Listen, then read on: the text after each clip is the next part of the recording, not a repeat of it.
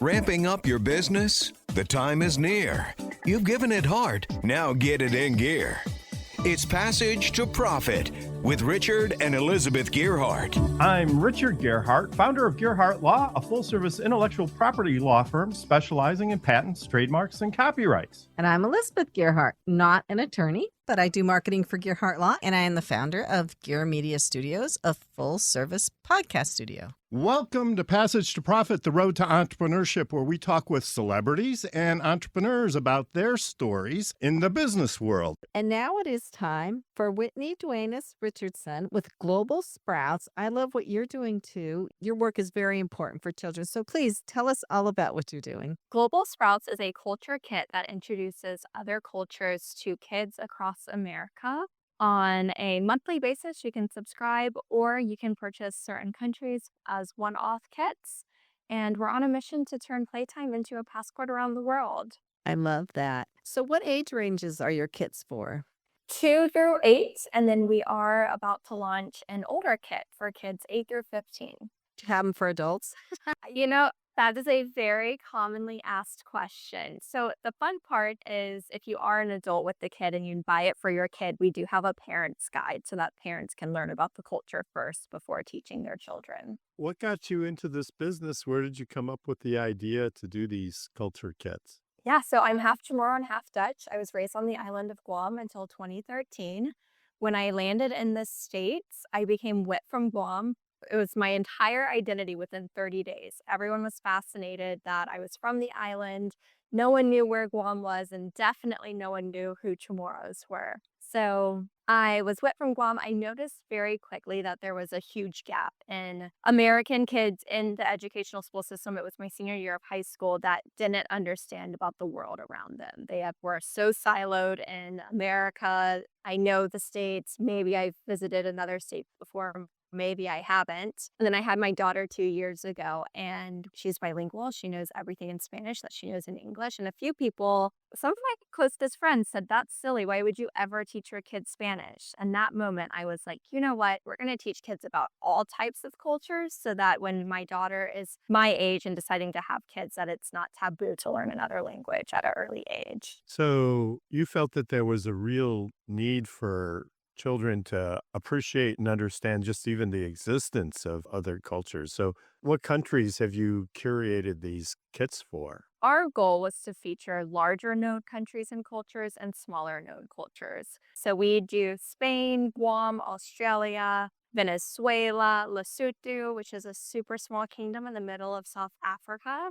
We have 12 now, and we have 36 on the roadmap that we're still in the process of creating. And Cyprus is another one, which is a small island southeast of Greece. So making sure that we're featuring those cultures that don't necessarily get a lot of publicity in America. That's awesome. I see here, too, that you have a charitable aspect to this. You donate 1 box for every 50 sold. We do. So we've partnered with All the World's Kids, Inc.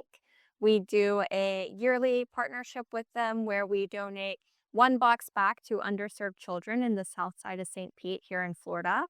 And then we also we give back some of our proceeds, and then she takes, I think, a select amount of kids, 5 to 10 of them every year on a large trip to another country that is also underserved, and we give back all together. That's wonderful. Can you describe for us what's in the kits? Are they kind of similar among countries, or does each kit have different pieces? And what could somebody expect if they received a kit, say, from Spain? So in Spain, it's my favorite story. It's all based around the flamenco dance, which is very popular in Spanish culture. You get a castanet. Your craft kit in the box is creating an abanico, which is the fan that they'll use in their dance. You'll receive a red silk scarf, a story about the flamenco dance and Globy traveling to Spain. You'll receive the country's flag and an activity book so that kids are interested in fun activities with a dry erase marker to learn some words in Spanish, certain activities, tracing, matching colors, shapes. So each box comes with a series of lesson plans. So if the parent is a homeschooling family or the kid is in school, they have an activity for each week of the month. And in that, depending on the age group, the parent can lead that conversation. We use project-based learning behind each of our kids. So the first step is to have that excitement about learning about a new culture in a new country. And then you experience it hands-on, really immerse yourself. And then afterwards, you reflect on that experience. Great. We're talking to Whitney Duenas Richardson with Global Sprouts. And with us, we have Kenny Lang, who has given us some great business advice. Kenny, do you have any questions or advice for Whitney? Can you talk a little bit more about the project-based learning and how are you engaging the kids so that there's not just comprehension, but retention of the cultural values you're sharing? Great question. I'm going to tie it back into AI. One time I was on a keynote speaker event, had just wrapped up, and a gentleman came up to me and said, "Oh, you're teaching them hands on, right? And that's amazing. But what about AI?" And AI is great. You can really create some amazing things with it. But it's up to us as the teachers and the parents of the next generation to teach them to be better and to do better. And the way to do those two things are through critical thinking and problem solving skills. So as we go through project-based learning in each of our kids, the kids are researching. They're really understanding why they need to build this abanico, which is the fan. Why is that important in the flamenco dance? Then they're creating it and having that hands-on experience. And my favorite thing to do is like not give my daughter one of the materials. And she's like, "How am I going to cut this?" And I'm like, "Well, I guess you're going to have to figure it out. You can crease it, you can use some water, you can use a ruler." And then she's using those deeper critical thinking skills, solving the problem. And then afterwards, we'll watch some videos on the flamenco dance happening in Spain. We'll really seal the deal with having that immersive experience and then reflecting on everything we just learned. One of my favorite stories is my daughter specifically when we were testing the prototype.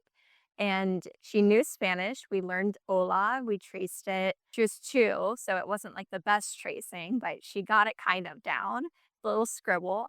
But the next morning, she came into our room and said, "Hola," and she had her red silk scarf and she was flicking it around like the flamenco dancers did. That's the impact we want to have. We want to take one piece of different cultures and incorporate that into our day-to-day life. Are you selling this to parents online? And also, what about schools? Are schools interested at all? They are. So we were in 57 schools before launching to consumers. Preschools loved it. We have classroom kits for schools to purchase. And then we do sell directly to consumers and primarily their grandparents, homeschool families. We need to find out your website again. My website is globalsprouts.com. Passage to Profit is a nationally syndicated radio show appearing in 38 markets across the United States. In addition, Passage to Profit has also been recently selected by FeedSpot Podcasters Database as a top 10 entrepreneur interview podcast. Thank you to the P2P team, our producer Noah Fleischman, and our program coordinator Alicia Morrissey, our studio assistant Risikat Busari, and our social media powerhouse Carolina Tabares. Look for our podcast tomorrow anywhere you get your podcasts. Our podcast is ranked in the top 3% globally. You can also find us on Facebook, Instagram, X, and on our YouTube channel. And remember, while the information on this program is believed to be correct, never take a legal step without checking with your legal professional first. Gearhart Law is here for your patent, trademark, and copyright needs. You can find us at gearhartlaw.com and contact us for a free consultation. Take care, everybody. Thanks for listening, and we'll be back next week.